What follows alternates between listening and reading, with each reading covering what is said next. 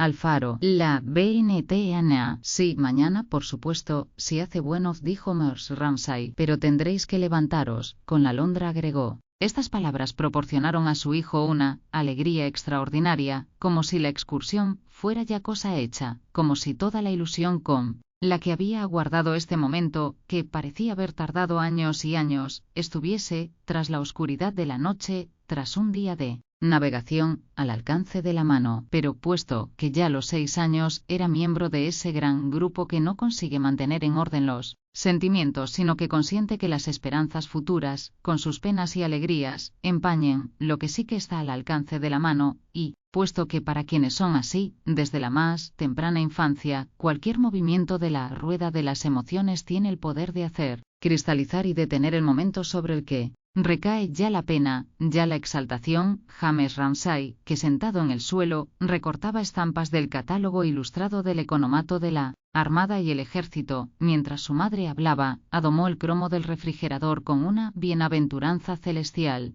Rodeaba el dibujo un halo de complacencia, la carretilla, la cortadora de césped, el sonido de los álamos, las hojas que blanqueaban antes de la lluvia, el graznido de los grajos, los ruidos de las escobas, el rumor de los vestidos, todo esto tenía en su mente color y forma tan propios que les había dedicado un código personal, una lengua secreta, aunque él, por su parte, era la viva imagen del rigor, de la más inflexible seriedad, frente despejada, apasionados ojos azules, inmaculadamente inocentes y puros, ceño severo ante la fragilidad humana. Todo esto hacía pensar a su madre, mientras observaba cómo las tijeras seguían con cuidado el contorno del refrigerador, en los estrados, en visiones de togas rojas y armiños, o en la responsabilidad de algún asunto a la vez delicado y de gran importancia, algo relacionado con alguna grave crisis de los asuntos públicos. Pero no era bueno, dijo su padre, parado ante la ventana del salón, si hubiera tenido a mano un hacha, un espetón, o cualquier otra arma con la que hubiera podido atravesarle el pecho,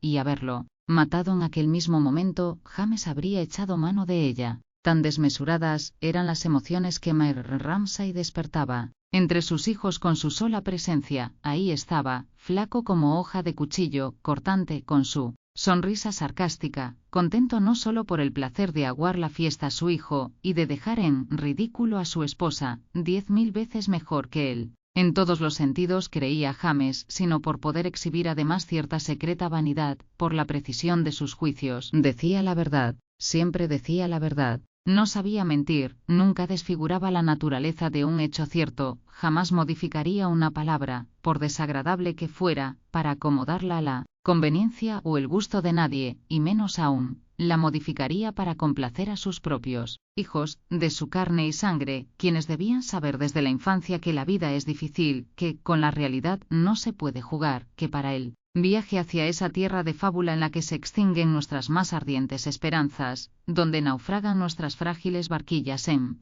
medio de las tinieblas. Aquí Mrs. Ramsay se erguía, los ojillos azules se convertían en rendijas dirigidas hacia el horizonte. Lo que hace falta es sobre todo valor, sinceridad, fuerza para conllevar los padecimientos. Pero puede que haga bueno, y confío en que haga bueno, dijo Mrs. Ramsay tirando con un leve movimiento impaciente del hilo de lana castaño rojiza del calcetín que estaba tejiendo. Si acabara esta tarde, y si después de todo fueran al faro, podría regalarle los calcetines al torrero. Para el niño, que tenía síntomas de coxalgia, también les llevaría un buen montón de revistas atrasadas, tabaco, y cómo no, cualquier otra cosa de la que pudiera echar mano, y que no fuera verdaderamente indispensable, cosas de esas que lo único que hacen es estorbar en casa. Debían de estar, los pobres, aburridos hasta la desesperación, todo el día, allí, de brazos cruzados, sin nada que hacer, excepto cuidar el faro, atender la mecha, pasar el rastrillo por un jardín no más grande que un pañuelo. Necesitaban entretenerse, porque se preguntaba, ¿a quién puede gustarle estar encerrado durante todo un mes, o acaso más, cuando había tormentas, en un peñón del tamaño de un campo de tenis? No recibir cartas ni periódicos, no ver a nadie si estuvieras casado, no ver a tu esposa, ni saber dónde están tus hijos, si están enfermos, o si se han caído y se han roto piernas o brazos. Ver siempre las mismas lúgubres olas rompiendo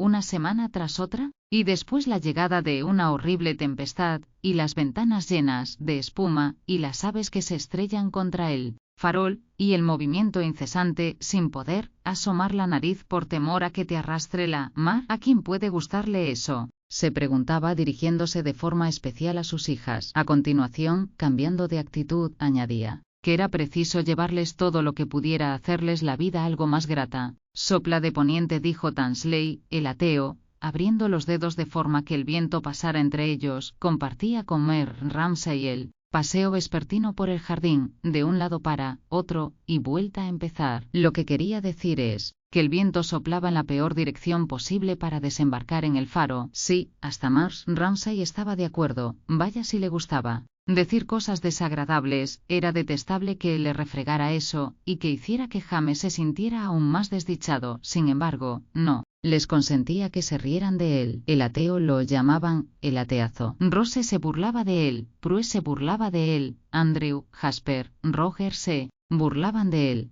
Hasta el viejo y desdentado Badger había intentado morderlo, porque era el joven número 110, eso había dicho Nancy, que los había perseguido hasta las Hébridas, donde lo que de verdad les gustaba era estar solos. Bobadas, dijo Mrs. Ramsay muy seria. Aparte de una muy general tendencia a exagerar, que habían heredado de ella, y aparte de la insinuación, era verdad, de que invitaba a demasiada gente a quedarse con ellos, y que tenía que hospedar a algunos en el pueblo, no podía soportar que nadie fuera descortés con los invitados, especialmente con los jóvenes, porque solían ser pobres de solemnidad. ¡Qué gran talento!, decía su marido, eran sus admiradores, e iban a pasar las vacaciones allí. A decir verdad, ella extendía su protección a todos los. Sopla de poniente, dijo Tansley, el ateo, abriendo los dedos de forma que el viento pasara entre ellos. Compartía con Mer Ramsay el paseo vespertino por el jardín, de un lado para otro, y vuelta a empezar. Lo que quería decir es que el viento soplaba en la peor dirección posible para desembarcar en el faro. Sí, hasta Mrs. Ramsay estaba de acuerdo, vaya si le gustaba decir cosas desagradables. Era detestable que él le refregara eso, y que hiciera que James se sintiera aún más desdichado. Sin embargo, no les consentía que se rieran de él. El ateo lo llamaban el ateazo. Rose se burlaba de él, Prue se burlaba de él, Andrew, Jasper, Roger se burlaban de él. Hasta el viejo y desdentado Badger había intentado morderlo, porque era el joven número 110, eso había dicho Nancy, que los había perseguido hasta las Hébridas, donde lo que de verdad les gustaba era estar solos. Bobadas, dijo Mrs. Ramsay muy seria. Aparte de una muy general tendencia a exagerar, que habían heredado de ella, y aparte de la insinuación, era verdad, de que invitaba a demasiada gente a quedarse con ellos, y que tenía que hospedar a algunos en el pueblo, no podía soportar que nadie fuera descortés con los invitados, especialmente con los jóvenes, porque solían ser pobres de solemnidad. ¡Qué gran talento!, decía su marido, eran sus admiradores, e iban a pasar las vacaciones allí. A decir verdad, ella extendía su protección a todos los. Virilidad en sus corazones infantiles, y que sentadas a la mesa bajo la mirada de su madre, les hacía honrar aquella extraña severidad, aquella cortesía tan perfecta, como la de una reina que alzara del barro el sucio pie de un pobre para lavarlo, cuando las amonestaba con tanto rigor por lo del desdichado ateo que los había perseguido, hablando con propiedad, a quien habían invitado hasta la isla de Esquie. Mañana no se podrá desembarcar donde el faro, dijo Charles Tansley, dando palmadas, parado ante la ventana, junto a Mer Ramsay. Vaya si había hablado más de la cuenta. Habría deseado que ambos los hubieran dejado en paz, a ella y a James, y que hubieran seguido hablando de sus cosas. Se le quedó mirando. Según los niños, era un espécimen poco afortunado, un escaparate de irregularidades. No sabía jugar al cricket, era gruñón, arrastraba los pies. Un animal insolente, había dicho Andrew. Sabía muy bien que era lo que de verdad le gustaba, pasear eternamente, de acá para allá, de allá para acá, comer Ramsay, y hablar de quién había ganado esto, y quién había ganado aquello.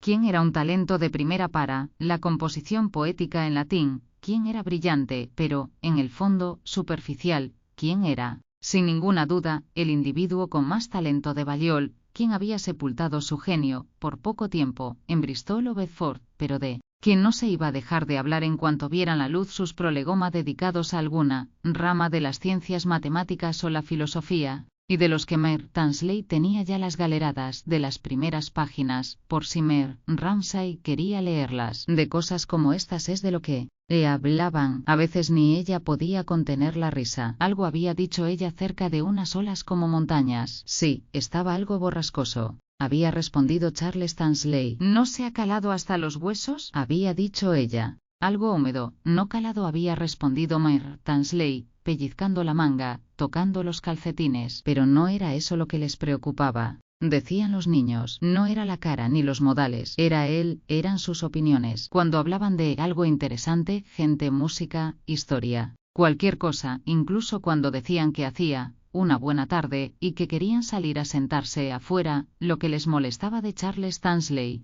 es que no se sentía satisfecho si no daba un rodeo para que fuera lo que fuera lo reflejara él, y les hiciera sentirse conscientes de su superioridad, hasta conseguir irritarlos con su agria forma de exterminar tanto las flaquezas como la grandeza de la humanidad. Si iba a una exposición de pintura, lo primero que hacía era preguntar por la opinión que les merecía su corbata. Bien sabe Dios, decía Rose, que no era precisamente una corbata que pudiera gustar a cualquiera. Desaparecían de la mesa tan sigilosamente como ciervos, en cuanto terminaban de comer. Los 8 hijos e hijas de Mer y Mers Ramsay se dirigían a sus dormitorios, sus fortalezas en una casa en la que no había ninguna otra intimidad para hablar de nada o de todo, de la corbata de Tansley, de la aprobación de la ley de reforma, de las aves marinas y de las mariposas de la gente. Allí caía el sol sobre las habitaciones de los áticos, separadas por una delgada pared que permitía oír las pisadas con toda claridad, y permitía oír también los sollozos de la muchacha suiza cuyo padre agonizaba de cáncer en un valle de los Grisones. Caía el sol e iluminaba los palos de cricket, los pantalones de franela, los sombreros de paja, los cinteros, los frascos de pintura, los escarabajos, los cráneos de pajarillos, y extraía el sol de las largas tiras de algas adornadas como con puntillas, pegadas a las paredes, cierto olor a sal y algas, que también se hallaba en las toallas ásperas de la arena de la playa. Porfías, divisiones, diferencias de opiniones, prejuicios arraigados en lo más íntimo de cada uno. Qué pena que se manifestaran tan pronto, se lamentaba Mers Ramsay. Sus hijos eran tan críticos, decían tantas tonterías. Salió del comedor, llevaba a James de la mano, porque no quería ir con los demás. Eso de inventarse diferencias le parecía una tontería muy grande. Ya era bastante diferente la gente, sin necesidad de hacer más grandes las diferencias de lo que eran. Las diferencias de verdad, pensaba, junto a la ventana del salón, ya son, pero que muy profundas, demasiado. En aquel momento pensaba en las diferencias entre ricos y pobres, superiores e inferiores. Los de alta cuna recibían de ella, medio a contrapelo, su respeto, porque también corría por sus venas sangre de aquella noble, aunque algo legendaria, casa italiana cuyas hijas, repartidas por los salones ingleses a lo largo del siglo XX, habían ceceado con tanto encanto, y se habían divertido tan alocadamente, y todo su ingenio, aspecto y temperamento procedían de ellas, y no de las indolentes inglesas, ni de las frías escocesas. Pero el otro problema lo rumiaba con más detenimiento, ricos y pobres, lo que veía con sus propios ojos todas las semanas a diario, aquí o en Londres, cuando visitaba a esa viuda, o iba en persona a ver a aquella esposa luchadora, con la cesta bajo el brazo, con el cuaderno y ese lapicero con el que anotaba en columnas cuidadosamente trazadas los ingresos y los gastos, el empleo y el paro, con la esperanza de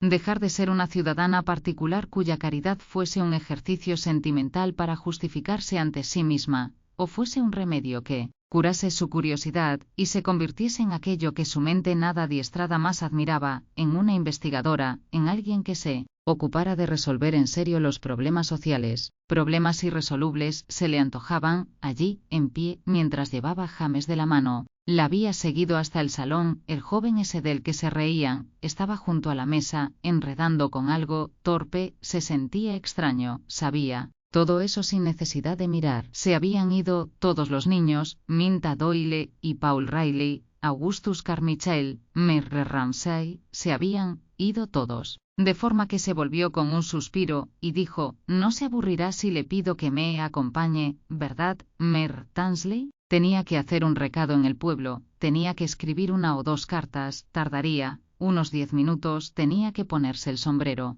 10 minutos más tarde, con la cesta y el sombrero, ahí estaba de nuevo, daba la impresión de estar preparada para una excursión que no obstante debía aplazar un momento, al pasar por el campo de tenis, para preguntar a Meg Carmichael, que tomaba el sol, con los ojos entomados, amarillos ojos de gato, que al igual que los de los gatos parecían reflejar el movimiento de las ramas o el paso de las nubes, pero no mostraban señal alguna de ninguna clase de pensamiento o de emoción, ni si quería algo. Porque se trataba de una expedición de las de verdad, dijo ella, riéndose. Iban al pueblo. ¿Sellos, papel de cartas, tabaco? Dijo, detenida junto a él, pero no necesitaba nada. Tenía las manos cruzadas sobre la espaciosa panza, parpadeó. Como si hubiera querido corresponder a su amabilidad, era seductora, aunque algo nerviosa, pero fuera incapaz.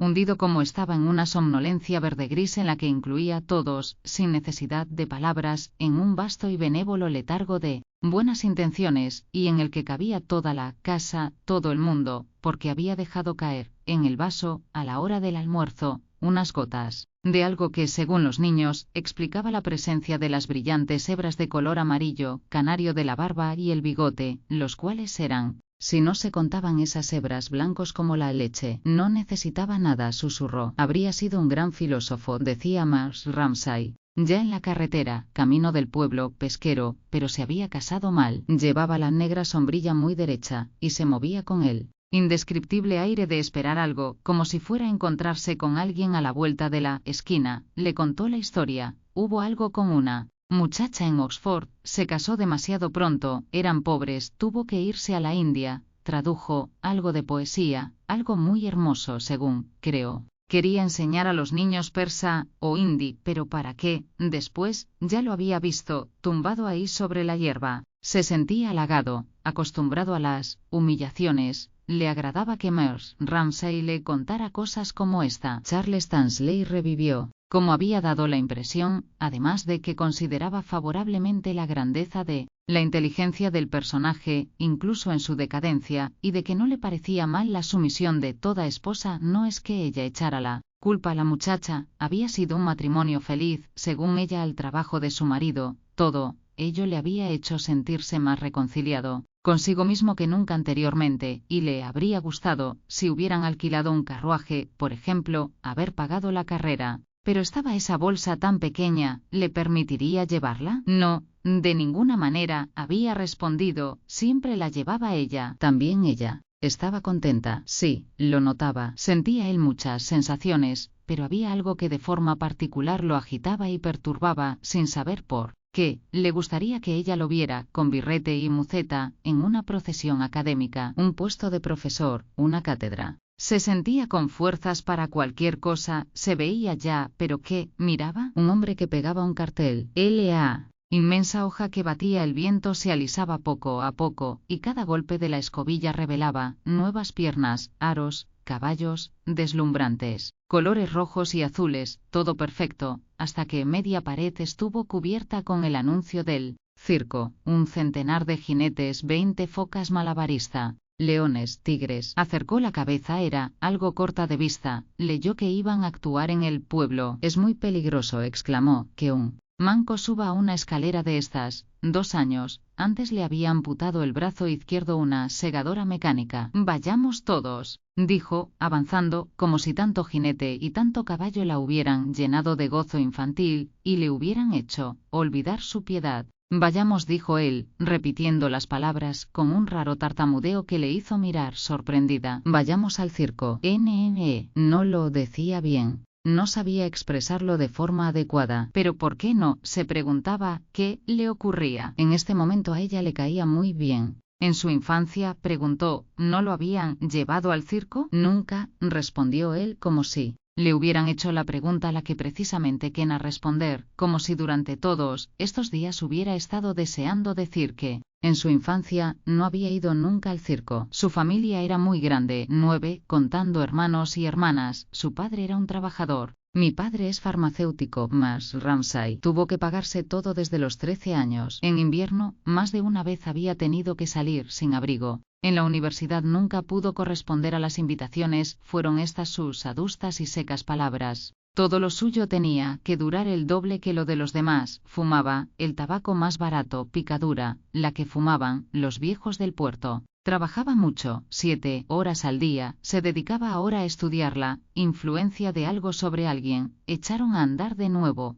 Mrs. Ramsay no seguía muy bien lo que decía, solo algunas palabras de vez en cuando, tesis, puesto de profesor, agregado, catedrático. Ella no conocía la fea jerga académica, que tenía tan cadenciosas resonancias, pero se dijo que ahora sí que se daba cuenta de por qué lo de ir al circo lo había batido tanto, pobrecito, y por qué había salido al momento con lo de su padre, su madre, hermanos y hermanas. Ya se encargaría ella de que no se rieran más de él, tenía que decírselo a Prue. Lo que de verdad le habría gustado a él, se imaginó, quizás sería poder decir que había ido a ver a Ibsen con los Ramsay. Era un pedantón, un pelmazo insoportable. Estaban ya en la calle mayor del pueblo, los carros traqueteaban sobre el adoquinado, pero él seguía hablando sobre becas, la enseñanza, los obreros, lo de ayudar a los de nuestra propia clase, y sobre las clases en la universidad, hasta que ella calculó que ya había recobrado toda la confianza en sí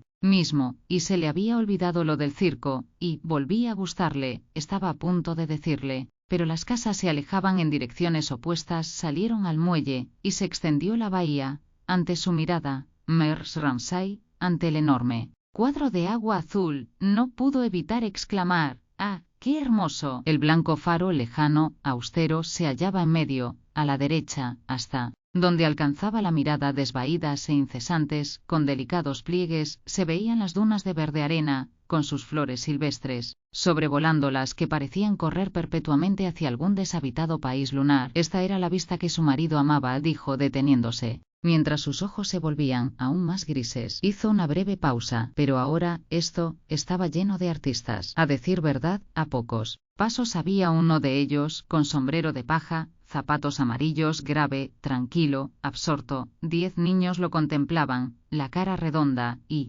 roja expresaba un íntimo contento, miraba fijamente, y después de mirar, mojaba el pincel. Introducía la punta en una blanda protuberancia verde o rosa. Desde que Mère Paunceforte estuvo allí, hacía 3 años, todos los dibujos eran así, dijo ella, verde y gris, con barcas de pesca de color limón, y con mujeres vestidas de rosa en la playa. Pero los amigos de su abuela, dijo ella, mirando con discreción al pasar, tenían más dificultades. Para empezar, tenían que mezclar ellos mismos los colores, y los molían, después los colocaban bajo paños húmedos para mantenerlos frescos. Supuso que quería que él se diera cuenta de que el dibujo de ese señor era convencional. ¿Se decía así, que los colores no eran consistentes? ¿Es así como había que decirlo? Bajo la influencia de aquella extraordinaria emoción, que había ido ganando fuerza durante el paseo, que había nacido cuando, todavía en el jardín, él le había pedido que le dejara llevar la bolsa, que había madurado en el pueblo, cuando quiso contarle toda su vida, bajo esa influencia, estaba empezando a verse a sí mismo y a toda su sabiduría como si en el conjunto hubiera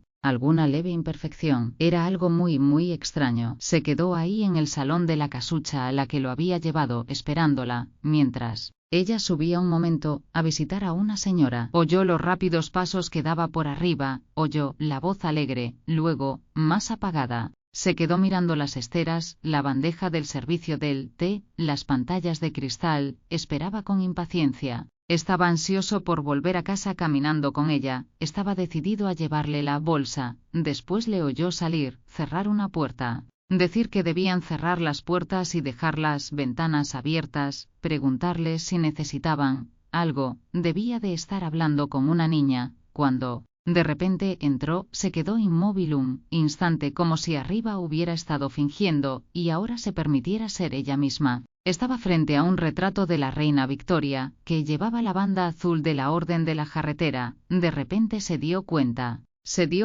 era la persona más hermosa que había visto jamás. Estrellas en los ojos, velos sobre el cabello, ciclamen y violetas silvestres. ¿En qué tonterías estaba pensando? Por lo menos tenía 50 años, tenía 8 hijos, caminaba por campos llenos de flores, y recogía contra el pecho los capullos derribados, los corderos que no podían andar, estrellas en los ojos, el cabello al viento. Le cogió la bolsa. Adiós, Elsie, dijo. Salieron a la calle, llevaba la sombrilla derecha, se movía como si esperara encontrarse con alguien a la vuelta de la esquina. Por primera vez en toda su vida, Charles Stanley se sintió extraordinariamente orgulloso. Un hombre que cavaba en una zanja, dejó de trabajar, se quedó mirándola, dejó caer los brazos, siguió mirando. Charles Stanley se sentía extraordinariamente orgulloso, notaba el viento, se daba cuenta de los ciclámenes y las violetas, porque caminaba junto a una mujer hermosa por primera vez en su vida. Le llevaba la bolsa. No habrá viaje al faro, James dijo en pie junto a la ventana, pero intentando, como deferencia hacia Mrs. Ramsay,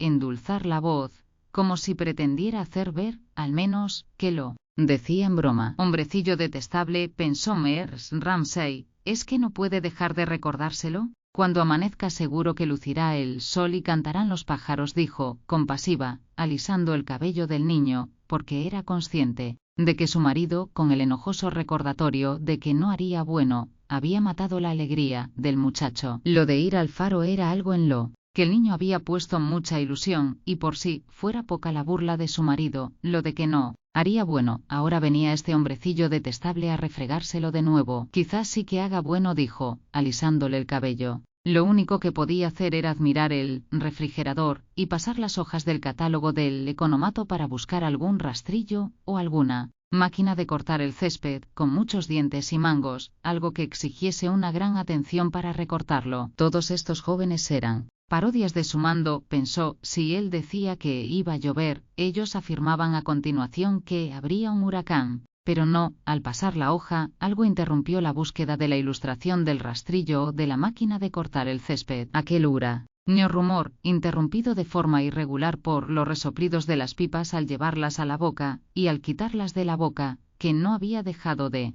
asegurarle que los hombres pasaban el tiempo charlando alegremente, aunque la verdad es que no se distinguían las palabras. Estaba sentada junto a la ventana. Este rumor, que se había prolongado durante una media hora, y que había ocupado su lugar plácidamente entre el surtido de ruidos a los que no podía sustraerse, tales como el chocar de las pelotas en los palos de cricket, o los ladridos ocasionales, árbitro de los niños, había cesado, de forma que el monótono romper de las olas en la playa, que en general sonaba como una marcha militar que meciera sus pensamientos, y que parecía repetir de forma consoladora una y otra vez, cuando estaba sentada, con los niños, aquella vieja canción de cuna, murmurada en esta ocasión por la naturaleza, soy quien te guarda, soy quien te cuida, pero, otras veces, repentina e inesperadamente, en especial cuando su mente se elevaba por encima de la tarea que tuviera entre manos, no tenía un sentido tan grato, sino que era como un siniestro redoble de tambores que señalara sin piedad la caducidad de la vida, e hiciera pensar en la destrucción de la isla, a la que tragaba el mar, y que la avisara de esta forma, cuando el día se le había escurrido de las manos en medio de un sinfín de tareas, de que todo era efímero, como un arco iris. Este ruido, pues desfigurado y oculto bajo otros sonidos, de repente atronaba en el interior de su cabeza, y le hacía levantar la mirada víctima de un acceso de terror.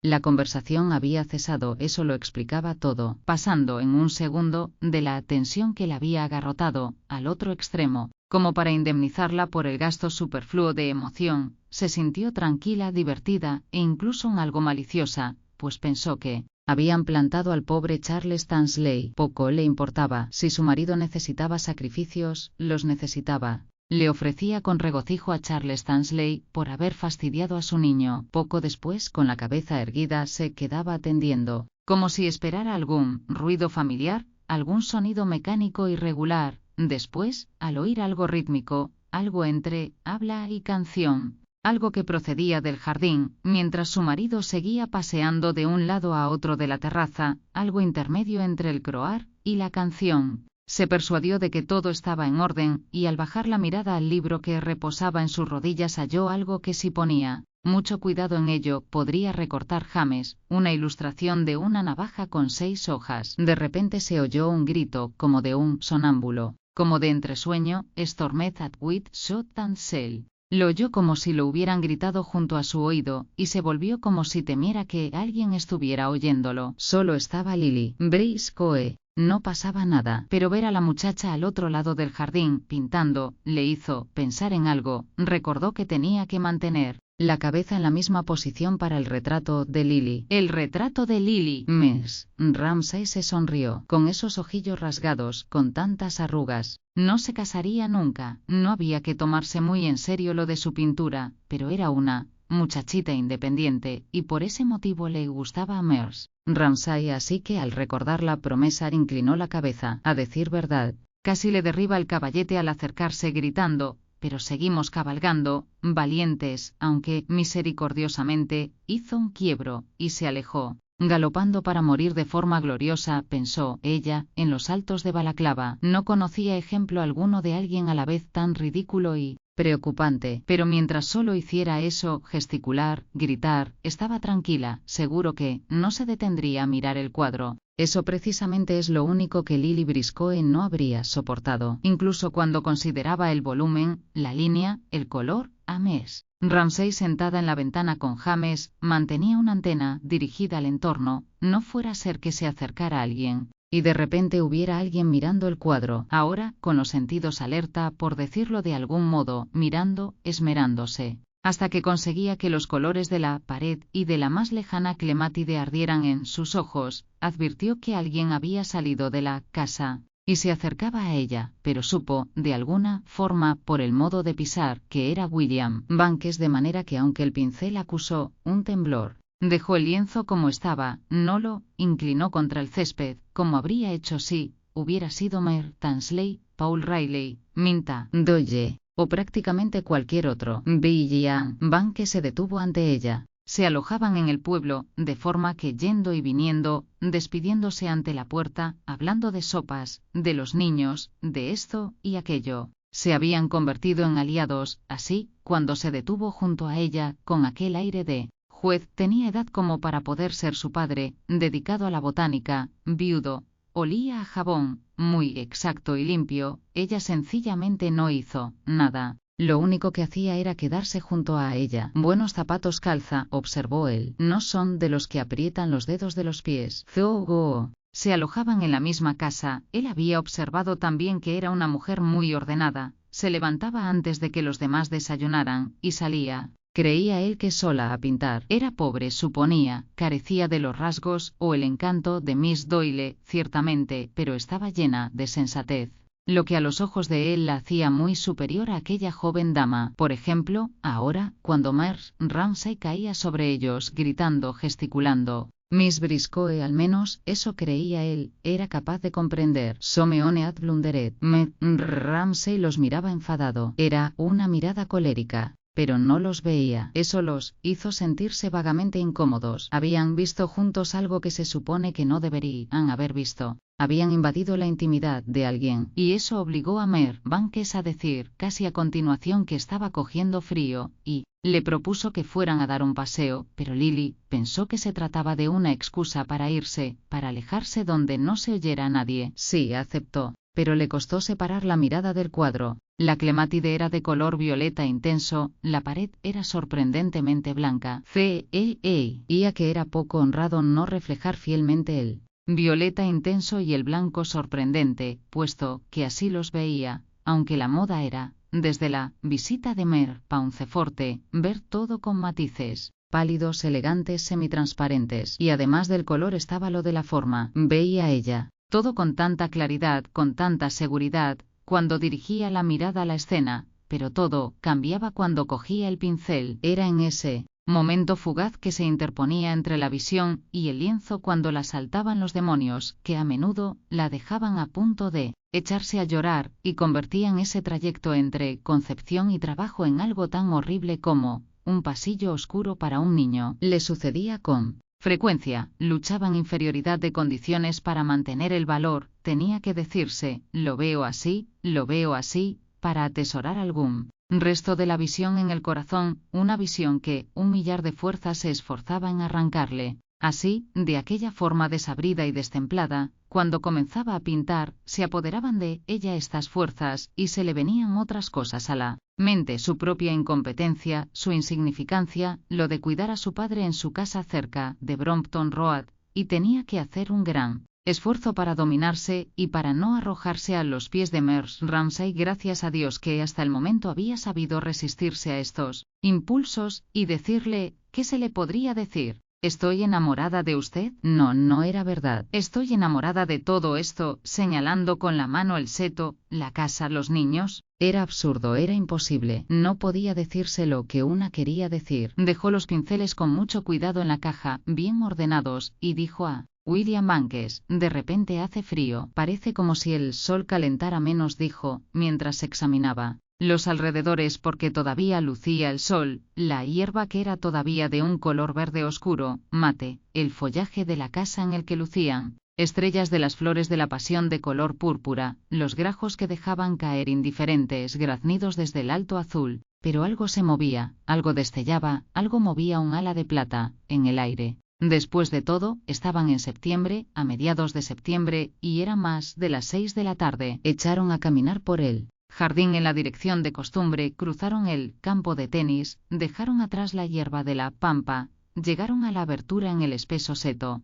flanqueada por dos liliáceas como barras al rojo vivo que brillaran intensamente entre las que las aguas azules de la bahía parecían más azules que nunca. Iban al mismo lugar casi todas las tardes, como si los moviera alguna necesidad. Como si el agua se llevara flotando los pensamientos que se hubieran estancado en la tierra seca, y les pusiera velas, y otorgara a los cuerpos alguna suerte de alivio físico. En primer lugar, el rítmico latido del color inundaba la bahía de azul, y el corazón se ensanchaba con ello, y el cuerpo se echaba a nadar. Solo que al instante siguiente se arrepentía, se detenía, y se volvía rígido ante el erizado color negro de las rugosas olas. Luego, tras el peñasco negro, casi todas las tardes se levantaba un chorro irregular, y solo había que quedarse esperando para sentir la alegría de su presencia, un surtidor de agua blanca, y además durante la espera, se quedaba uno mirando la llegada de las olas, sobre la pálida playa semicircular, una tras otra, que dejaban tras de sí una delicada película de madreperla. Se sonreían, allí en pie, compartían cierta hilaridad, provocada por el movimiento de las olas. Después era el nítido curso de un velero lo que provocaba la hilaridad.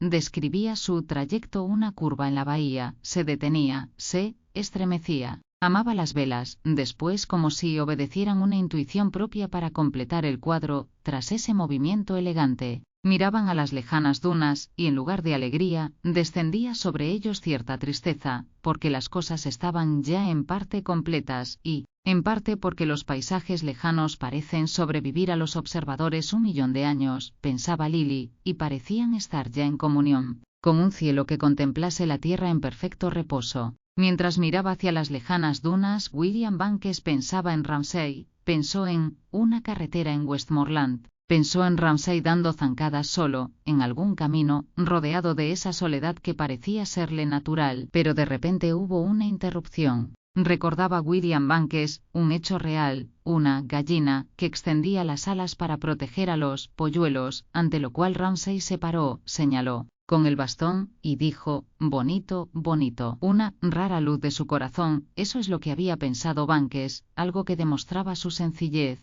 su comprensión hacia lo humilde, pero le parecía como si su amistad hubiese terminado allí, en aquel camino. Después Ramsay se había casado, y todavía más tarde, con unas cosas y otras, la amistad se había quedado sin sustancia. ¿De quién había sido la culpa? No sabría decirlo, solo que tras cierto tiempo, la repetición había ocupado el lugar de la novedad. Se reunían para repetir, pero en este mudo coloquio que sostuvo con las dunas mantuvo que por su parte, su afecto hacia Ramsay de ninguna manera había disminuido, pero allí, como el cuerpo de un joven que hubiera reposado en la turba durante un siglo, con los labios de color rojo vivo, estaba su amistad, con su intensidad y su realidad preservadas más allá de la bahía, entre las dunas. Le preocupaba esta amistad, y quizá estaba preocupado también porque quería descargar su conciencia de esa imputación que se le había hecho de que era un ser apagado y consumido porque Ramsay vivía entre un perpetuo bullicio de chiquillos, mientras que Bankes no solo no tenía hijos, sino que además era viudo, y quería que Lily Briscoe no desdeñase a Ramsay a su manera, un gran hombre,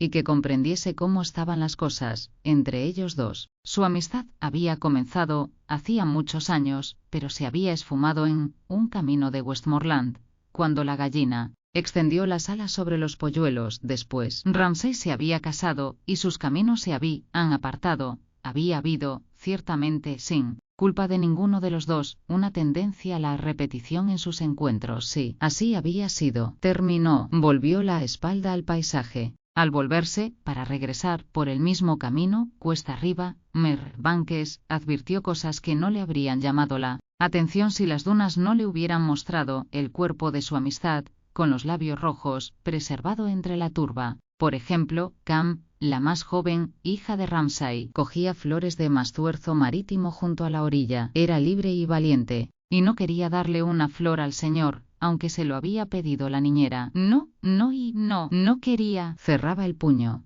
Daba patadas en el suelo. Marjoribanks se sintió viejo y triste. ¿Acaso eso le había hecho sentirse equivocado respecto a su amistad? Seguro que era un individuo apagado y consumido. Los Ramsay no eran ricos, y no era poca maravilla que pudieran arreglárselas. 8 hijos. Alimentar a 8 hijos con los recursos de la filosofía. Aquí había otro. Este era Jasper. Pasaba por allí, iba a disparar a los pájaros, dijo. Indiferente, le dio la mano a Lily, se la estrechó como si fuera una manivela. Esto movió a Marjoribanks a decir, con amargura, que era ella la preferida, y había que considerarlo de la educación. Cierto, Ramsay quizá tuviera algo que decir, por no hablar de cuántos zapatos y calcetines exigían estos muchachotes. Todos eran de buena estatura, desgarbados, despreocupados. En cuanto a lo de saber quién era cada uno, y quién era mayor o más joven que los demás, eso sí que no sabría decirlo. ¿Qué? Privado los llamaba como a los reyes y reinas de Inglaterra: Cam, la malvada; James, el despiadado;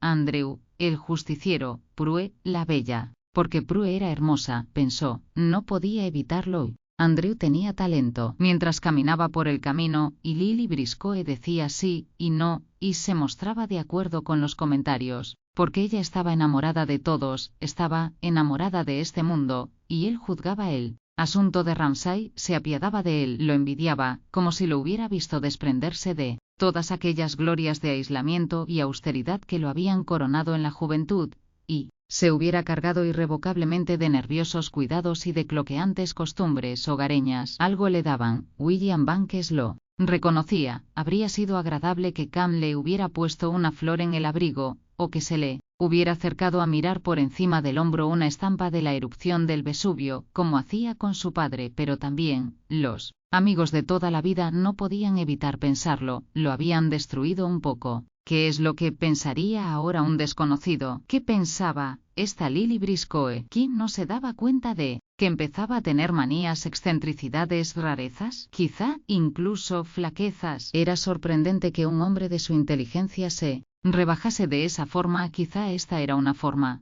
muy grosera de decirlo, que dependiera tanto de las alabanzas de los demás. Dijo Lily, pero piensa en su obra. Siempre que ella pensaba en su obra, la veía ante sí, con toda claridad, representada por una enorme mesa de cocina. Andrew tenía la culpa. Una vez le había preguntado ella que de qué trataban los libros de su padre. El sujeto, el objeto y la naturaleza de la realidad, había respondido Andrew. Y ella exclamó: caramba. Pero no tenía la menor noción de lo que eso quería decir. Piense en una mesa de cocina, le había dicho, cuando usted no está presente. De forma que cuando pensaba en la obra de Ramsay, lo que veía era una mesa de cocina muy refregada. La veía ahora sobre una horquilla del peral, porque acababan de llegar donde los árboles frutales. Con un intenso dolor de concentración, pensó no en la rugosa corteza argentina del árbol, ni en las hojas en forma de pez, sino en una mesa de cocina fantasmal, un tablero de esos relucientemente limpios y refregados, ásperos y con nudos, cuya virtud parecían haber hecho pública los muchos años de vigor invertidos en su limpieza, que estaba allí en medio, con las 4 patas al aire. Era natural que si alguien se pasaba toda la vida viendo las cosas en su esencia más geométrica, esto de reducir los adorables crepúsculos, las nubes con forma de flamencos y el azul y la plata, a una mesa de blanco pino con Sus 4 patas, esto es lo que convertía en algo aparte a las más refinadas mentes, era lo más natural que no se le pudiera juzgar como a los demás. A Marjoribanks le gustaba la orden que le había dado. Piense en su obra. Vaya si había pensado en ella. Eran incontables las veces que se había dicho, Ramsay es de los que escriben lo más importante antes de los 40. S.O. Aportación más importante a la filosofía consistía en un librito que había escrito a los 25 años. Lo que había hecho después había sido más o menos amplificación, repetición, pero el número de hombres que escriben algo relevante sobre cualquier materia es muy reducido, dijo él, deteniéndose junto al peral bien peinado, minuciosamente exacto, exquisitamente ponderado. De repente, como si el movimiento de su mano lo hubiera liberado, la carga de impresiones que en ella se habían acumulado acerca de él se deslizó y se derramó en un verdadero alud en el que afloró todo lo que ella pensaba. Esa era una sensación. A continuación se elevó entre vapores la esencia del ser de él. Otra sensación. Se quedó inmóvil a causa de la intensidad de la emoción, era su severidad, su bondad. Respeto cada uno de sus átomos dialogaba con él en silencio. Usted no es vano, usted es completamente impersonal, usted es más refinado que Ramsay, usted es el ser humano más refinado que conozco, usted no tiene esposa ni hijos, aunque sin interés sexual, deseaba ella llevar alegría a esa soledad. Usted vive para la ciencia. Involuntariamente, aparecieron ante los ojos de ella montones de trozos de patatas. El elogio sería un insulto para usted, hombre generoso, de corazón puro, heroico. Pero al momento recordó que se había traído una ayuda de cámara hasta este remoto lugar. No le gustaba que los perros se subieran a los sillones. Durante horas sabía dar la lata, hasta que Ramsay daba un portazo, con discursos sobre la sal que debían llevar las verduras, o sobre lo malas que eran las cocineras inglesas. ¿Qué pensar? ¿Cómo juzgar a las personas? ¿Qué pensar de ellas? ¿Cómo se sumaba esto y aquello para llegar al resultado de si una persona te gustaba o no? Y en cuanto a esas palabras, después de todo, ¿qué sentido podía atribuírseles? En pie inmóvil, junto al peral, se derramaban sobre ella las impresiones de esos 2 hombres, y seguir sus propios pensamientos era como seguir una voz que hablara tan aprisa que el lapicero no pudiera seguir la palabra, pero la voz era la de ella, y decía, sin que nadie se lo apuntara, cosas evidentes, contradictorias y eternas, de forma que las grietas y rugosidades del árbol quedaban irrevocablemente definidas para toda la eternidad. Usted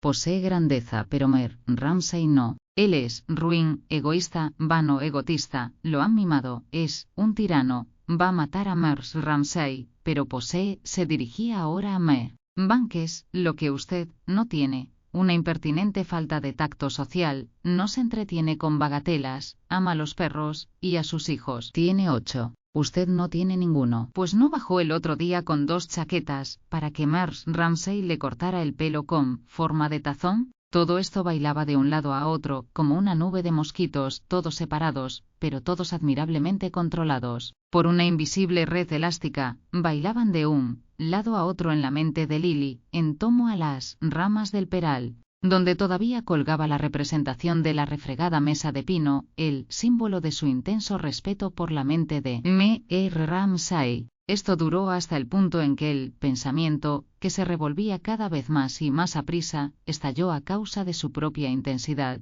Se oyó un disparo, y apareció, huyendo de los perdigones, una tumultuosa banda de asustados y efusivos estorninos. Jasper, exclamó Marjoribanks. Se volvieron hacia donde volaban los estorninos sobre la terraza. Siguiendo a los rápidos estominos que se dispersaban en el cielo, se introdujeron por la abertura del seto, y se dieron de bruces con Ramsay, quien con trágica resonancia exclamó, alguien había cometido un error. Aquellos ojos, velados por la emoción, con desafiante intensidad trágica, buscaron los suyos durante un segundo, y temblaron al borde del reconocimiento, pero entonces comenzó a llevarse la mano hacia la cara como para desviar, para rechazar, en la agonía de una mezquina vergüenza, la mirada de ellos como si les suplicara que evitaran por un momento lo que él sabía que era inevitable, como si quisiera forzarlos a aceptar ese resentimiento infantil que le causaban las interrupciones, que incluso, en el momento del descubrimiento no iba a ceder, sino que iba a agarrarse a algo que era propio de esta deliciosa emoción, esta impura rapsodia que le avergonzaba, y entonces dio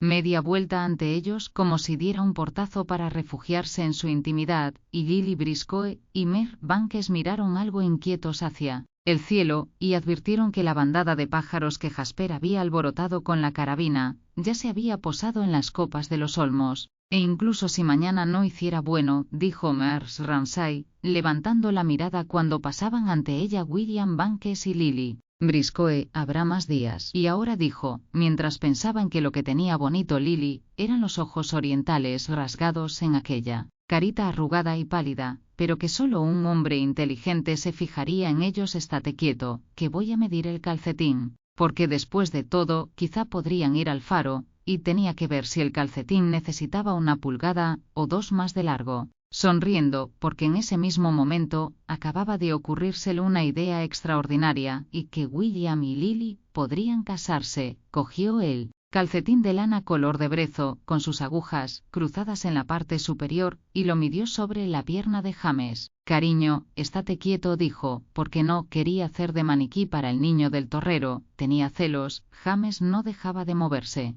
intencionadamente, y si no se estaba quieto, ¿cómo iba a medir? ¿Era corto? ¿Largo? Se preguntaba. Levantó la mirada. ¿Qué demonios se había apoderado de él? Del Benjamín, de su adorado. Se fijó en la habitación, las sillas. Pensó que estaban francamente deterioradas. Las tripas, como había dicho Andrew unos días antes, estaban esparcidas por el suelo. ¿Pero para qué? Se preguntaba. Comprar sillas buenas y dejarlas allí durante todo el invierno, al cargo de una anciana, cuando la casa entera rezumaba humedad. No importa, el alquiler era exactamente de 2 peniques y medio, a los niños les encantaba, a su marido le venía muy bien estar a 3.000 millas de distancia, 300 millas, para ser precisa, de su biblioteca, de las clases y de los alumnos. Y había sitio para los visitantes, esteras, camas portátiles, inestables sillas fantasmales y mesas que ya habían cumplido una larga vida de servicio en Londres. Todo esto podía volver a ser útil aquí, y 1 o 2 fotografías, y los libros. Los libros, pensó, crecen solos. Nunca tenía tiempo para leer allí, incluso los libros que le habían regalado, y con dedicatoria autógrafa del poeta, aquella cuyos deseos son órdenes a la feliz Helena de nuestros tiempos. Era triste reconocer que no los había leído. Estaba el de K.O.E., su estudio sobre la mente, y los estudios debate sobre las costumbres primitivas en Polinesia. Estate quieto, cariño, dijo. No podía enviarlos al faro. Llegará el momento, pensó, en que la casa se deterioraría tanto que habrá que hacer algo. Si por lo menos se limpiaran los pies, y no se trajeran con ellos toda la playa a casa, eso al menos ya sería algo. Y Cangrejos estaba dispuesta a aceptarlos si Andrew de verdad deseaba diseccionarlos, o si Jasper se empeñaba en hacer sopa con algas, eso ella no podía impedirlo. O los objetos de Rose, conchas, juncos, piedras, tenían talento, sus hijos, pero eran talentos diversos. El resultado era, suspiró, mientras incluían el resultado toda la habitación, desde el techo hasta el suelo, sosteniendo el calcetín contra la pierna de James, que las cosas se deterioraban cada vez un poco más, un verano tras otro. La estera se descoloraba, el papel de las paredes se desprendía, ya no se distinguía si el dibujo eran unas rosas, más aún, si las puertas se quedaban siempre abiertas, y si no había ni un cerrajero en toda Escocia que supiera reparar una cerradura. Entonces estaba claro que las cosas tenían que estropearse. ¿De qué servía poner un hermoso chal de lana de cachemira por el borde de un marco? En 2 semanas habría adquirido un color de sopa de guisantes, pero lo que le fastidiaba eran las puertas. Nadie cerraba una sola puerta. Prestó atención. La puerta del salón estaba abierta, se oía como si las puertas de las habitaciones estuvieran abiertas, y seguro que la ventana del rellano estaba abierta, porque ella misma la había abierto. Las ventanas tenían que estar abiertas y las puertas cerradas. Era así de sencillo. ¿Por qué no lo recordaría nadie? Por la noche entraba en las habitaciones de las criadas, y las encontraba cerradas a cal y canto, como si fueran hornos, excepto la de Marie, la muchacha suiza, que antes prescindía del lavado que del aire fresco en su patria. Había dicho, son tan hermosas las montañas. La noche anterior había dicho eso mientras miraba por la ventana con los ojos llenos de lágrimas. Son tan hermosas las montañas. Su padre agoniza. Vallí, Mrs. Ramsay lo sabía, las dejaba huérfanas, refunfuñando y enseñando a hacer las cosas, cómo hacer las camas, cómo abrirlas, ventanas con manos que se abrían y cerraban, con gestos de francesa. Todo se había plegado, en tomo a ella, cuando hablaba, como cuando, tras un vuelo bajo el sol, las alas del pájaro se pliegan, y el azul de las plumas pasa del brillo, del acero al púrpura claro. Se quedó callada porque no había nada que decir. Tenía cáncer de garganta. Al recordarlo, cómo se había quedado allí, cómo la muchacha había dicho, en mi patria, son tan hermosas las montañas, y que no había esperanza ninguna, tuvo un gesto de irritación, y le dijo a James con severidad, quieto, deja de moverte de forma que... El niño se dio cuenta al momento de que estaba enfadada de verdad, y estiró la pierna, y pudo medir el calcetín. Al calcetín le faltaba por lo menos media pulgada, teniendo en cuenta que el niño de Sorley no estaría tan desarrollado como James. Muy corto, dijo, demasiado. Nunca hubo otra cara con semejante expresión de tristeza. En la oscuridad, amarga y negra, a medio camino, en el rayo que cruzaba de la luz a la más profunda oscuridad, acaso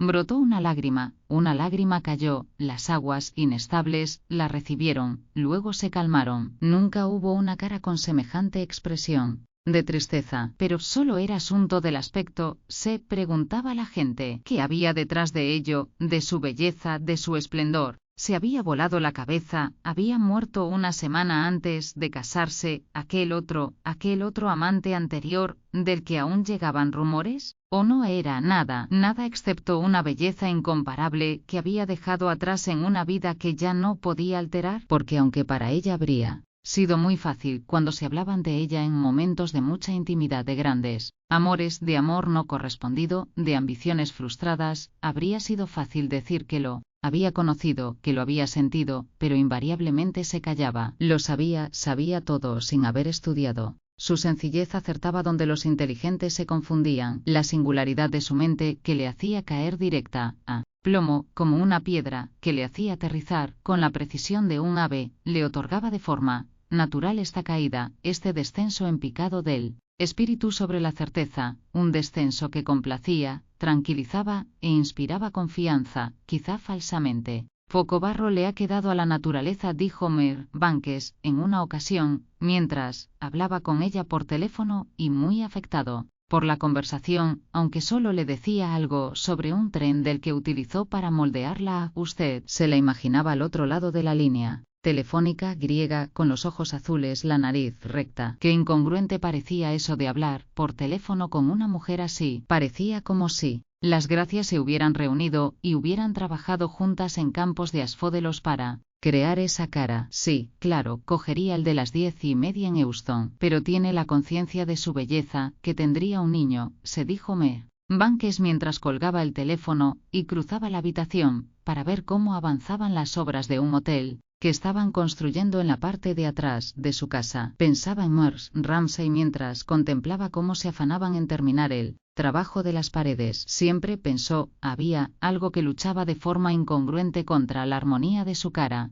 Podía ponerse un sombrero como de cazador furtivo de ciervos, o echaba a correr en chanclos para rescatar a un niño que estaba en peligro en el otro extremo del jardín, de forma que si uno recordaba solo su belleza, debía recordar asimismo aquel temblor, la propia vida. Subían ladrillos sobre una tabla mientras observaba, e introducirla en el cuadro, o si uno pensaba en ella sencillamente, como mujer tenía que dotarla con cualquier extravagancia rara, o imaginarse algún deseo oculto, para despojarla de su regia forma, como si su propia belleza la aburriera, y todo lo que los hombres dicen de la belleza, y como si ella quisiera ser como el resto de la gente insignificante. No lo sabía. Tenía que volver al trabajo. Todavía tejía el calcetín de lana de color castaño rojizo, con la cabeza perfilada absurdamente por el dorado del marco, por el chal verde que había extendido por el borde del marco, y la obra maestra auténtica de Miguel Ángel. Cuando Mrs. Ramsay suavizó lo que hacía un momento había sido aspereza, levantó la cabeza y besó al niño en la frente. Vamos a buscar otra ilustración para recortar, dijo. ¿Pero qué es lo que había sucedido? Alguien había cometido un error. Interrumpidas sus divagaciones, se sobresaltó y dio sentido a esas palabras que durante un rato le había parecido que no tenían sentido. alguien había cometido un error. Fijó sus ojos miopes en su marido, que se acercaba ominosamente hacia ella. Lo miró fijamente hasta que la proximidad le reveló, el estribillo se concertó en su mente, que algo había sucedido, alguien había cometido un error, pero ni en toda su vida habría averiguado ella de qué se trataba. Temblaba, se estremecía, toda su vanidad, su satisfacción por el esplendor propio, durante la cabalgada, mientras cargaba como un rayo destructor, fiero como un halcón a la cabeza de sus hombres, todo eso se había conmocionado, había sido destruido, caían sobre ellos bombas y metralla. Pero seguimos cabalgando valientes, rápidamente por el Valle de la Muerte disparaban, atronaban los cañones, hasta encontrarnos con Lily Briscoe y William Banks. Temblaba, se estremecía, por nada del mundo le habría dirigido la palabra, al darse cuenta, por las señales conocidas, la mirada desviada, y una impresión general, como si se ocultara, y necesitara intimidad, para recobrar el equilibrio, de que se sentía ultrajado y ofendido. Acarició la cabeza de James, y le transmitió lo que sentía hacia su marido, y, mientras observaba cómo pintaba de color amarillo una blanca camisa de vestir de caballero del catálogo del economato de la Armada y del Ejército, pensaba en lo maravilloso que sería si se convirtiera en un gran artista, y, ¿por qué no?, tenía una hermosa frente. Luego, al levantar la mirada hacia su marido que pasaba junto a ella de nuevo, la alivió comprobar que un velo había ocultado la catástrofe, había triunfado el instinto hogareño, el hábito salmodiaba sus ritmos tranquilizadores de forma que cuando se detuvo deliberadamente, cuando apareció de nuevo, junto a la ventana, y extraña y caprichosamente se inclinó para hacer cosquillas a James en la pantorrilla con una ramita que había cogido, ella le reprochó el haberse librado de ese pobre joven, Charles Tansley. Tansley se había ido porque tenía que escribir su memoria, dijo él. Lo mismo que James tendrá que escribir la suya uno de estos días, agregó, irónicamente, moviendo la ramita. Como odiaba a su padre, James apartó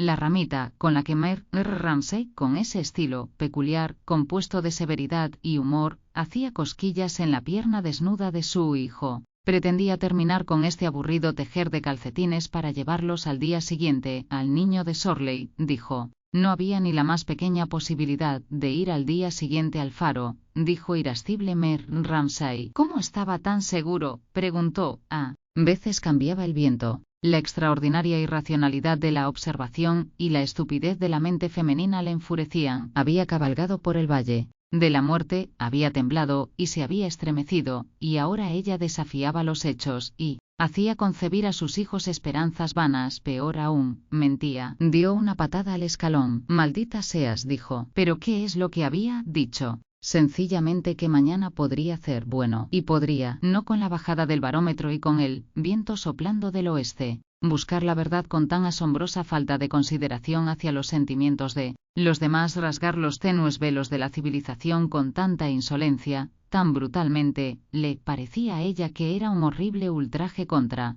la decencia humana, y sin contestar, sorprendida y cegada, bajó la cabeza, como para dejar pasar el turbión de granizo, la bocanada de agua sucia y que sin protesta la salpicara. No había nada que decir. Se quedó callado junto a ella. M.V. Humildemente, tras largo rato, dijo que si quería podía ir a preguntárselo a los guardacostas. A nadie reverenciaba tanto como a él. Estaba más que dispuesta a creerlo, dijo. Solo que entonces no tenía que preparar emparedados, eso era todo. Se acercaban a ella todo el día, incesantemente, porque era mujer, que sí, esto, que si aquello, uno quería esto otro, lo de más allá. Los niños crecían, a veces se sentía como si no fuera nada más que una esponja, empapada de emociones humanas, y entonces venía él y la maldecía. Él decía que iba a llover, él decía que no iba a llover, y al momento el cielo y la confianza se abrían ante ella. A nadie reverenciaba más. Pensaba que no era digna de atarle los cordones de los zapatos, avergonzado de su mal humor, de la gesticulación de las manos cuando dirigía la carga de los soldados. Mer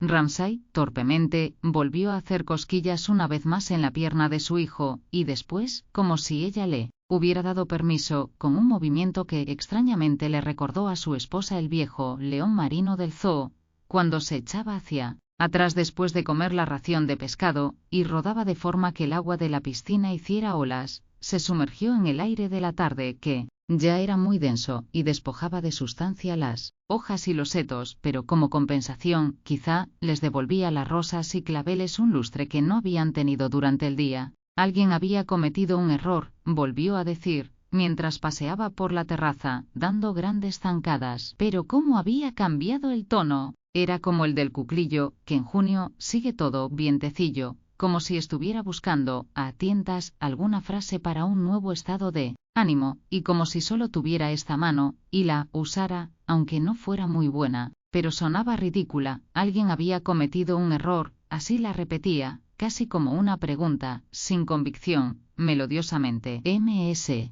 Ramsay no pudo evitar una sonrisa, y pronto, seguro, se le oiría tararearla de un lado a otro, y luego la dejaría, se quedaría callado. Estaba bien, la intimidad se había restaurado. Se detuvo para encender la pipa, miró hacia su esposa e hijo en la ventana, y del mismo modo que alguien levanta la vista de la página que lee cuando va en un tren expreso, y ve, en una granja, un árbol y un grupo de casas, como en una ilustración, la confirmación de algo leído en la página impresa a la que se regresa al momento, fortificado, satisfecho, de igual forma, sin fijarse ni en su esposa ni en su hijo. El verlos lo fortificó, lo satisfizo, y consagró sus esfuerzos a la resolución del problema que consumía la energía de su brillante mente.